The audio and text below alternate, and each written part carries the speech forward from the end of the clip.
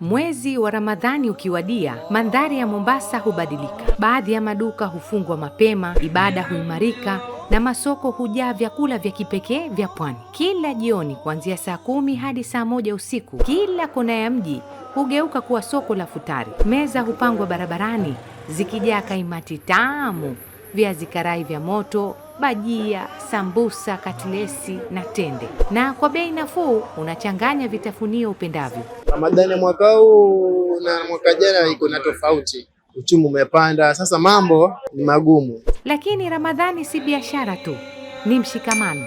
Waislamu hununua futari kwa urahisi na wasiokuwa Waislamu hupata fursa ya kuonja ladha za msimu huu. Majumbani, viazi vya nazi, ndizi za nazi, matobosha na samaki wa kupaka huandaliwa kwa wingi.